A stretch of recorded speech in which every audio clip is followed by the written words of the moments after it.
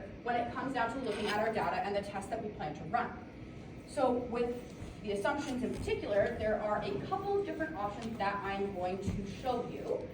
And you will be expected to implement this prior to running your statistical test for your assignment. My advice would be to look at these and test for all the ones that you think are relevant.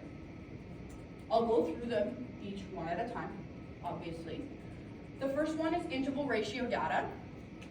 We have to run this with numbers and not words, right? So if we're coming out with all of that stuff, if we're not looking at the mode, odds are we're working with some kind of number.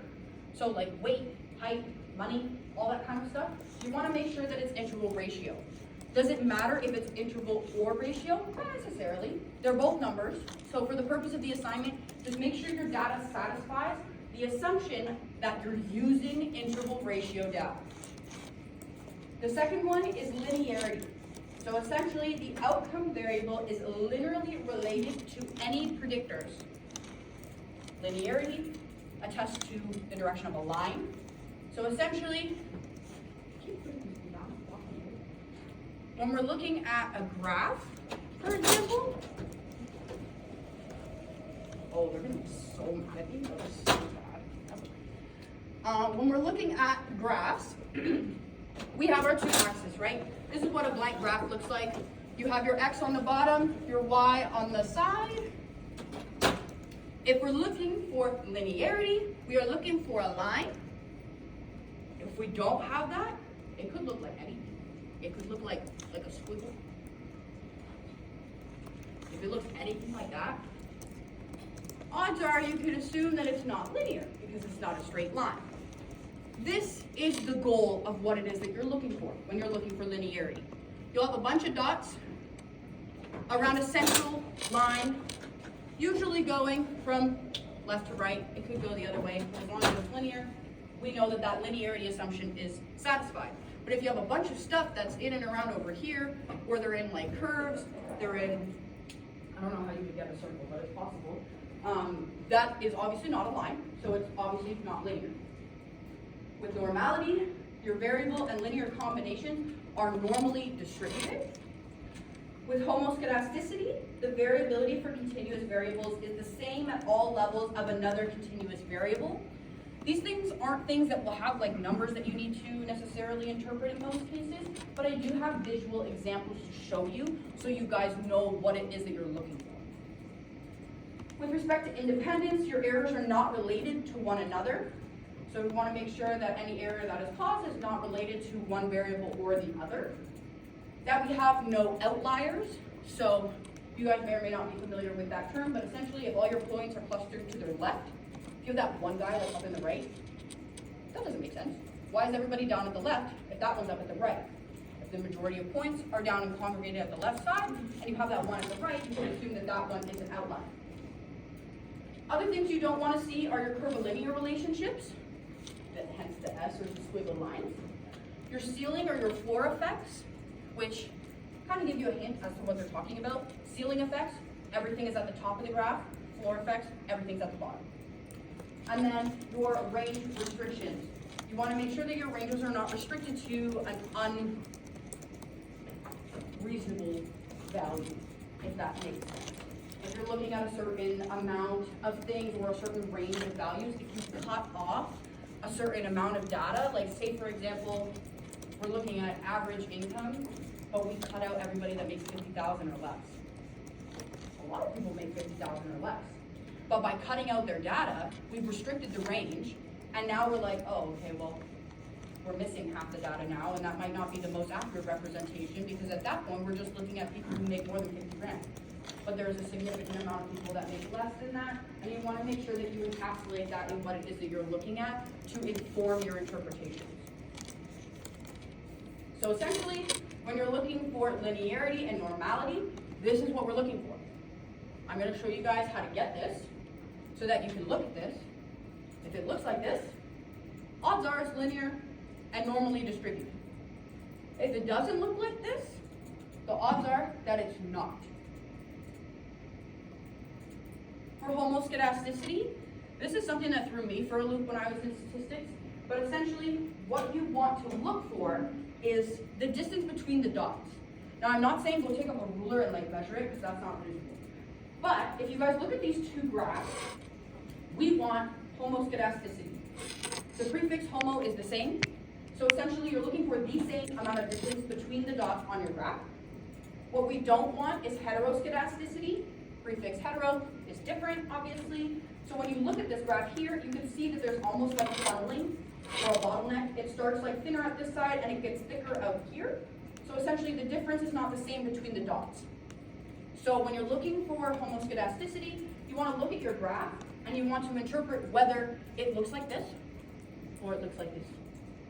Some of these things are subjective. I'm all for you guys explaining why you think it is what it is. If you feel very strongly that it's one over the other, if you can convey that to me, I can't say that I'll give you perfect marks because there's obviously a right answer. But if you can give me an adequate explanation as to why you believe something is true, I will acknowledge the effort in that as long as it's logical and reasonable and based on what we learned in class. Yeah? What if it is like heteroscedastic? Yeah, absolutely. So like I mentioned with all of your assumptions, your data obviously is not always going to be perfect. So when stuff like this happens, we just acknowledge it as a limitation. So essentially what we need to do is acknowledge the fact that, hey, I ran the assumptions, these ones are all good, this one is not. So we notice that the data is heteroscedastic, for example. The assumption of homoscedasticity has been violated, and it should be considered when interpreting the findings. So it's just another way of saying that based on this assumption being violated, the outcome may or may not be as reliable as it could be, or as valid as it could be. This is just another example of homoscedasticity, whereas this version you won't have to look at, but it just shows you like your CIs. So these little ranges of values, these are basically the same. Obviously, there's different variables on the bottom. This one's based on location. So they're not gonna be a straight line per se, because we're not looking at the same thing tons and tons of different times. We're looking at the same variable across different locations. When we're looking at our CIs, we can see that they're the same size in different locations. Over here, this is a mess. They're not the same size. They're also in different locations. Hence why this one looks more linear than that one. Does that make sense? Are the visuals helpful for kind of putting these things together? Okay. These are visual examples of other things that we don't want to see, right? So at the top left, we have the curvilinear. We'll see that one's an upside down curve. It's like an upside down parabola. You don't want to see that. If it's not a line, that's not what we want. The floor effect. A large majority of your dots are concentrated at the bottom of your graph. It's showing that there's an over-distribution of people that fell on the lower end. Your ceiling effect, the inverse. A lot of people scored highly. Everything's concentrated at the top. With your range restriction, this is what I mentioned about weight, for example, but this one uses SAT scores. So you have your full range, examples here, but there's a selection cutoff. So essentially, if you want to get into X program at X university in the States, you have to get X amount of score on your SATs, whatever that means. They've decided that their cutoff is here. They've eliminated everybody on the other side. So it may be representative of people that'll get into the school, but it's not representative of all the people who applied for the program. So essentially, this is a really good example showing you how much data is missing when people decide to use range restriction. There are purposes for it. You won't use it in this assignment, but it's really important to consider if you were to interpret your findings. And then this one, we have our outliers. These are just two different examples. As you can see, a large proportion of your data points are concentrated in the middle in a linear relationship, but there's two that really don't fit. As you can see, those things are very far away from the concentrated group, and we could likely conclude that they are outliers, that they aren't necessarily statistically representative of what it is that we're trying to measure. So this is how you guys are going to run your scatter plots.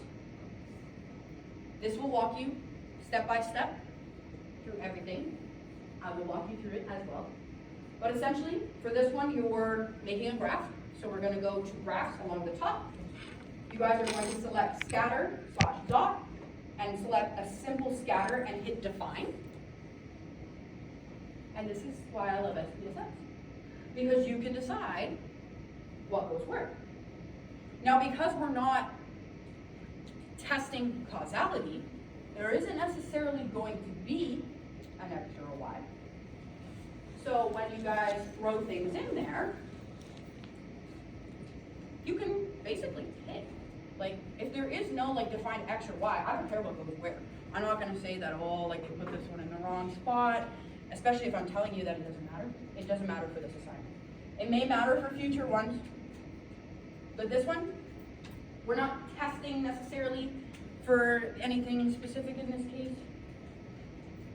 So, but I will say, when you guys throw it in there, one way may make more sense than the other. So I'm not saying that it's incorrect, but what I'm saying is if you're having a hard time looking at it, you're like, wow, that looks weird, try writing it the other way. Whichever one is easier for you to interpret and articulate to me in words, you pick, doesn't matter. And then you want to identify cases by identifying, wow, English, identification number. Essentially what that does is it gives you the ability to move your cursor over dots and it'll tell you what case number it is. This will be helpful when you're looking for your outliers. So when you guys are going through, if you're gonna tell me there's an outlier, okay, cool. Where? Which one? Not too sure. But if you click this box, it makes it significantly easier for you to say case number 67 was an outlier in my data set. And I know that because I have them labeled by case. You're gonna press okay, and then you're gonna get a graph. Woo. So as we can see from this graph, subjective, like I mentioned, right? It is pretty linear, I would say. It looks like a line, yeah. Sorry, in our data is the identification of numbers, like the variable is called this. I think so. I will double check just to be sure, but usually you aren't provided with extra things you don't need. So I would go with that for now. With this one here, like they put height as the X, weight as the Y, cool. It looks logical to me. If this was flipped backwards, I may have a harder time interpreting it, but it's not necessarily incorrect. So I would go with this one just because it makes more sense for me, and I can clearly articulate what it is that I'm seeing. So I'm seeing a linear relationship. I'm seeing that it's relatively normally distributed. Not everything is all over the place. Everything is pretty consistent. I'm seeing that it is a little bit heteroskedastic. We're not seeing perfect homoskedasticity, but if you guys wanted to argue the fact that this looks homoskedastic, explain it to me. Like, convey that to me, make me understand why you think that way. If I agree with your thinking, or if I agree with the assignment breakdown, like, you could get full marks for that. You guys have to justify your decisions. That's a lot of what statistics is, and I'm here to hear what you have to say. I'm here to hear your interpretations of things, as long as you guys are able to ground that in data analysis. What you'll also notice about this one is that there's that guy at the top, like all the way up there, if you guys can see that, likely going to be an outlier. We have all these things in the middle, towards the lower half, but then we have that one at the top. When you have outliers, if you guys aren't familiar with like the concept itself, what happens with an outlier is that it drags the data wherever it is. So that's what we call a skew. Skews are things that make data more inaccurate. So in the event that we decided to leave, marker is not cute. All right. In the event that we have an outlier up here, for example, and then we had one like all the way, like so we were looking at this, and there's an outlier, and we were looking at this, and there's an outlier here. Can everybody see that okay? If we left that in, this score is so extreme that it's going to pull your distribution this way, and vice versa. It's going to pull your distribution this way. So when you guys look at your actual outcome after it is that you run whatever it is that you want to run, all that kind of stuff, the numbers that you get will reflect a relationship, in this case, that looks more like this, and one that looks more like this. If we know that it's supposed to look like this, but it comes out like this, or your numbers lead you to believe that your distribution would look like this, we know that something is wrong, right? This is obviously not looking like this. But in the event that you see that, you're able to kind of make an assumption that there is something external to the majority of your points that's causing that effect, hence the outlier. So a lot of the times, what we do with outliers is we delete it. Get rid of it. If it's going to cause you a problem, you don't want problems. We just get rid of it.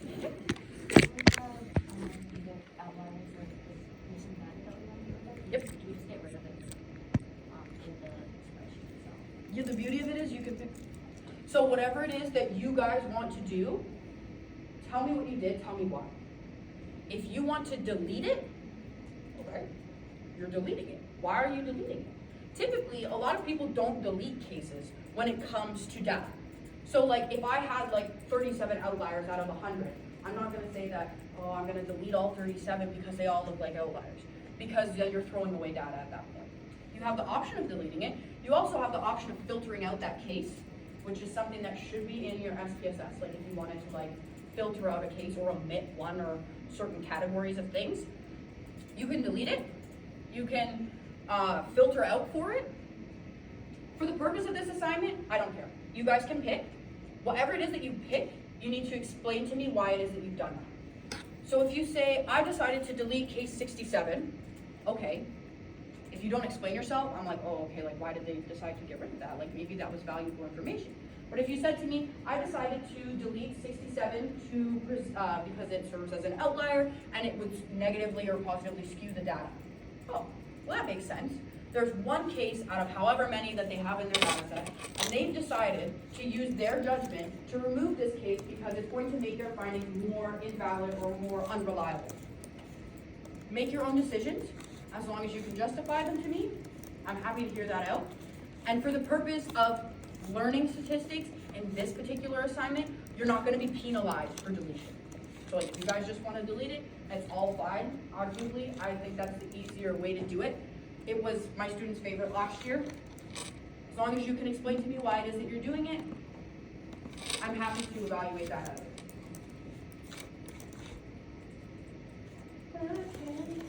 If we press edit, so essentially if you double click on the scatter plot in your output, which is like where all of your statistics come out in the little blue section, if you double click on it, SPSS lets you do some pretty fun stuff. You can like change colors, you can adjust for things, you can label things, change labels, all that kind of stuff. But if you press this button and press edit, you can actually insert information. So here it gives you like a normal line, which attests more to the fact that it is linear, right? So we have a perfect line here, perfectly straight line, and we're like, oh, it's all clustering around the line. Okay, relatively linear, relatively normal. And it also gives you this lovely value here. This value is not your R value, okay? It's R squared. Still valuable, still cool information, but if that's not what I'm asking for, there's no need to report it. So this just tells you that the proportion of shared variance, if we're looking for proportion, a lot of the times we're measuring in percent, multiply that by 100, 31.6% of the variance is shared between height and weight. You don't necessarily need to report on it. I'll confirm for your assignment, but yeah. Moving into your correlation, you guys will be running two if you guys haven't looked at your assignment yet. You guys are running a correlation, and then you're running a partial correlation. This is going to review how to do a standard bivariate correlation. Prefix bi is two, so two variate correlations. We're looking for the relationship between two variables. We're looking at analyze, we're going to go down to correlate, we're going to go to bivariate. Another box. So in this box, what we're going to do is we're going to move over our variables of interest. You want to look at Pearson. You do have the option to use Spearman, Kendall's, Talby, all that fun stuff. It really depends on like who trains you, what it is you're testing for, what it is the limitations are in your data, et cetera, et cetera. For this assignment, use your Pearsons. It's easiest. That's what you guys have been taught. That's what I would recommend, and that's what I'll be evaluating for. Your test of significance, you always go two-tailed because it's essentially saying it's exploratory, it can go in both directions rather than one-tailed, which is you're assuming it goes one way. And then flag your significant correlations. That just puts your little asterisks up there so you guys can actually see without having to filter through every single p-value to find which ones are significant.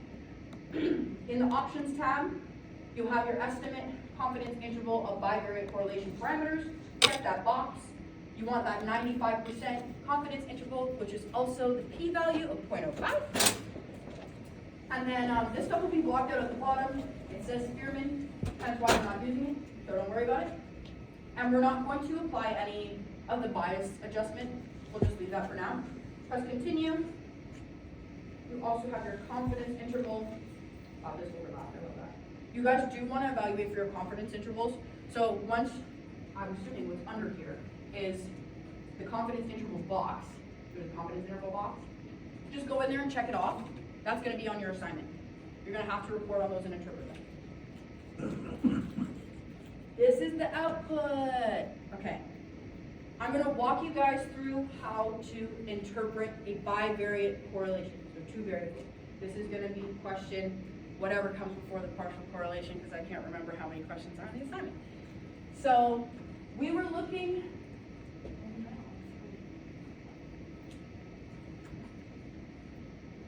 So there is, I'll check for your assignment what to input for where. We ran this correlation with 3, which is fine.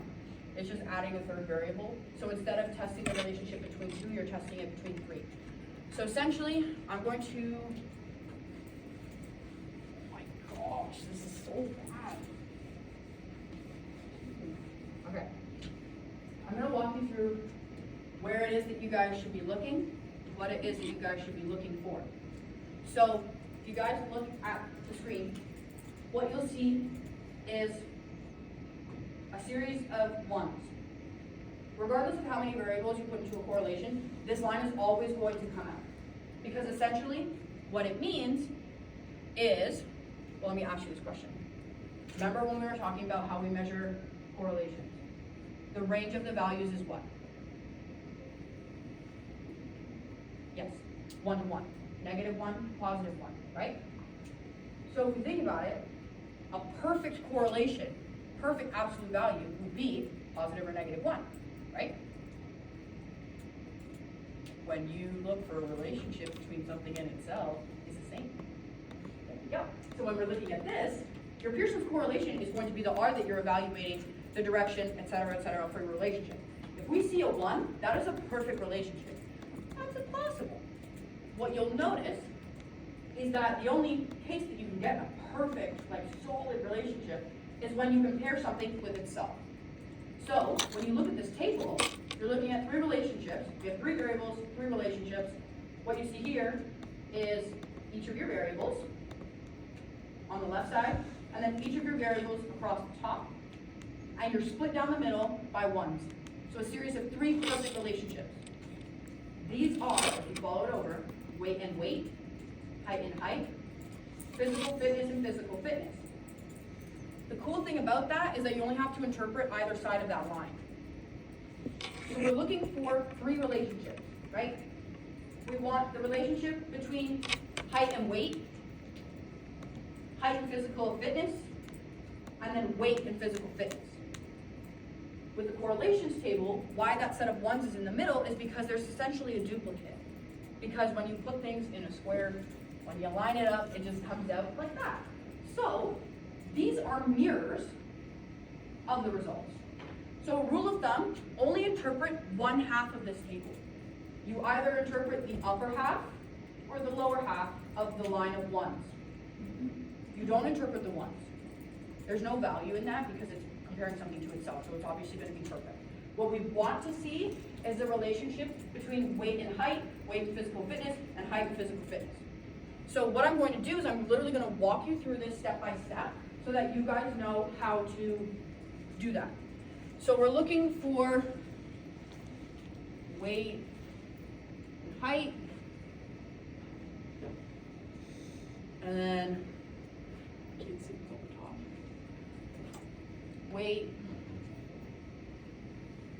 and physical fitness, and then the last one is height and physical fitness. Okay, those are the 3 relationships. You want to make sure you have 1 for every combination. Based on this here, if literally doesn't matter what side you decide to pick from, it'll just influence your interpretations, but they'll come out exactly the same because they're mirrors. So essentially, when we go through here, what you can see is 3 categories per relationship. You have your Pearson correlation, your significance, and your N. To make things easy for you, your N is your total number of cases. You don't need it for the assignment. So just omit that. It basically tells you how many people were included in the analysis.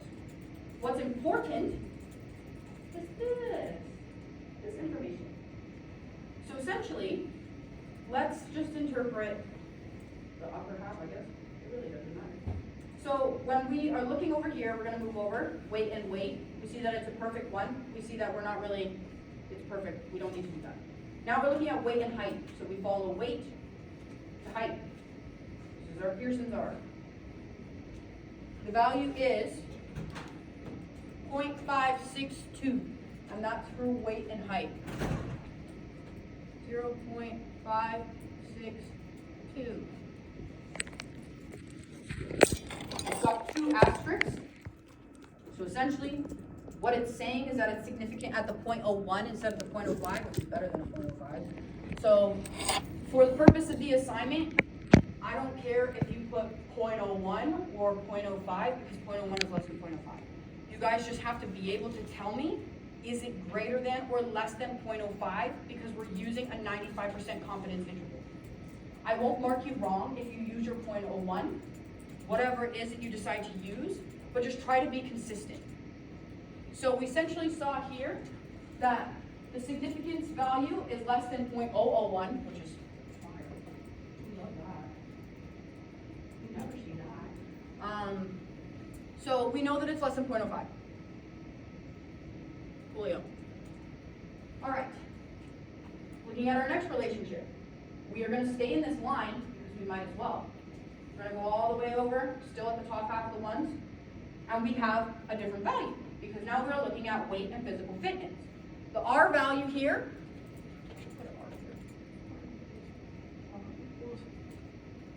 negative 160. 160. Cool. All right, and we're looking at a p-value, 0.014. Is 0.014 less than 0.05? Give me a thumbs up if you don't want to talk. Thumbs down. Guys, I know you know this. Is 0.01 less than 0.05? It is. So we're less than 0.05. Okay, and then the last one is height and physical fitness. To stay on top of the ones, just to help guide myself, I would use this one here. Just because it's still on top of that last one here, to keep me segregated, make sure I got everything. So you're looking at height and physical fitness. You move over, you can see your Pearson's R is 0.1. Not 1, just 0.1. 0.100. Okay. And your significance value is 0.130. 0.130, is it greater than or less than 0.05? It's greater than, right? So for this one, the sign goes the opposite way. Okay, so when we're looking at this, we have the strength, the direction, the significance that we're looking at. What we also want to do is, I missed a negative value, so it's negative. Perfect. If there's no negative value, it's positive. So essentially, when we're looking at these relationships, we're going to go through these one by one, according to what it is that we learned from earlier in the slides. We have an R value that tells you the direction and strength of your relationship. Is this value positive or negative? Yes. This is positive. We're looking at an absolute value between negative and positive 1. So based on that, a 0.5, it's pretty decent. It's not horrible. I'd say it's moderate, somewhere in the middle, because 0.5 is halfway to 0.1. So we'll call it moderate. P is less than 0.05, significant. Let's do it for the next one. Is this positive or negative? Negative. Yep. So it's a negative 0.160, on an absolute value, it's not really close to 1, right? It's like 10%. So we'll go with weak. But he's still less than 0.05. So it's significant. Last one, positive or negative? Positive. We're looking at the same caliber. We're still looking at the 0.1 range, still pretty weak. However, this is backwards, so this is non-significant because it's greater than 0.05. Now you have the basis for your interpretation. You basically take all of this and put it together in one sentence. So based on your correlation, there is a statistically significant, strong, positive relationship between weight and height. Based on your correlation, there is a statistically significant, weak, negative correlation or relationship between weight and physical education. And then for your last one here, there is a statistically non-significant, weak, positive relationship between height and physical fitness. Because it's statistically non-significant, you don't really have to go much further than that because it's not statistically valuable in the sense of the existence of the relationship. These ones are significant. So essentially what this tells you is that as somebody's weight goes up, their height also increases. This can be due to a lot of things. It could be due to bone density, it could be due to bone mass, it could be due to just skin covering your body, all that kind of thing. That all contributes to your weight. When we're looking at weight and physical fitness, this means as one variable goes up, the other goes down. Now logically, the more you exercise, you lose weight. So as the amount of physical education goes up, your weight will drop. And this is a significant relationship. This is the process that you guys are going to follow for your correlation. Moving into your partial correlation, very similar. The interpretation process is very much the same, but it controls for your shared variance. It controls for that overlapping part of the Venn diagram. It controls for your R-squared. It measures the relationship between two variables, adjusting for the fact that the third variable has on both of them. So if we're looking at weight and height, we'll control for physical education. Or if we're looking at physical education and weight, we'll control for height. So essentially, very similar process. We're clicking a different button. Analyze, correlate, partial. You are going to enter your two variables of interest into your variable box, and the control variable, or what you would like to control for, into your controlling for box. You're going to go to options, hit your means and standard deviations and your zero order correlations, press continue, and then exclude cases list-wise. It just gets rid of your missing values. Okay, guys. So now we have a different looking outcome or output. Up here, you'll have your means and standard deviations. So your average weight was 73.77. I don't know if they use kilograms or pounds, whatever it is that they pick. Height, 170 centimeters, and physical fitness, I don't know what unit they measured in, but we'll go an average of like 6.44 hours a day. A week. Wow, that would be so essentially, when we look at this table, this is your correlation. The cool thing is, this here says control variables. We're controlling. If you look here, it says none. That means there is no control, right? So this is just the relationship between weight and height, weight and physical fitness, and height and physical fitness without a control variable, which is exactly what you guys ran before. So this will be very close to, if not the same, as your original correlation. That does not mean you don't run it. You definitely still run it, but when you interpret it, we're only looking at the bottom of the table this time, right? Here you can see under control variables, physical fitness. This is your first indicator that you did the right thing, because it says, now we're controlling for physical fitness. We are literally going to follow the exact same process. The only thing that changes is the interpretation of those results. So, I even have it circled in red. So you guys can literally like match it up when you guys have, as silly as it sounds, guys, like I just want you guys to be able to find the right things. So like you can see it, and if you put your thing right beside it, you can say, oh, okay, this is where I should be looking. This is the value that I need to look for. Having the right numbers is the first step to getting the right answer. If you don't have the right answer, your interpretation is going to be thrown. It doesn't mean that you're not going to get marks for it, but it does mean that you can't get full marks because I'm still looking for correctness, right? So we have our value. We're going to put a line here. 0.588. So your R, 0.588. Significance is, I don't know my glasses, less than 0.05 because 0.001 is less than 0.05. And then you can see underneath that there's another box. What you guys will notice, you still have your solid ones, right? We're looking at weight and weight and height. But the cool thing is when you're controlling for something, you're controlling for the effect of the third variable on that relationship. So you're only looking at one. We're controlling for physical education on the relationship between weight and height.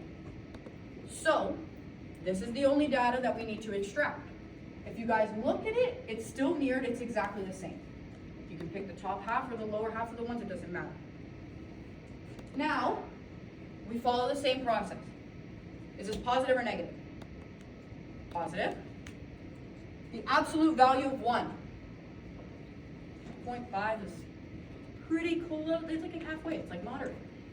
If you guys wanted to argue that it's like 588 is like 0.6, okay, it really doesn't like change it that much. I need to see this number. You can't just decide that it's 0.6. You can say that like it's a moderate to strong.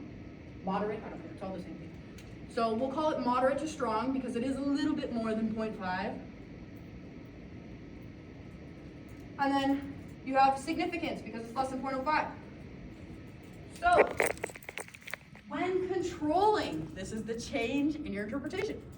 When controlling for the effect of physical education, there is a statistically significant, moderate to strong positive relationship between height and weight. So essentially, when we control for the effect of physical education, there is still a statistically significant relationship between weight and height, which means that it's credible. We're controlling for that third variable that could have very well had an effect on it, and the effect is still there. So we know that there's a credible relationship between weight and height. Say if this was non-significant, what it would tell you is that the third variable was accounting for that relationship. So, say for example, this was like p equals 0.1, obviously bigger than 0.05. It would basically tell you that, well, when you're controlling for the effect of physical education, I can't even remember what I was saying. Jesus. Physical fitness, there we go. When you're controlling for the effect of physical fitness, there is no relationship between weight and height. That means physical fitness was responsible for the original relationship, which isn't great, but that's what it tells you, right? So we interpret those findings in the context of what it is that we had before, and that's it. So what I'm going to do now is I'm going to unplug this, and I'm going to tell you guys the grading structure for your assignment.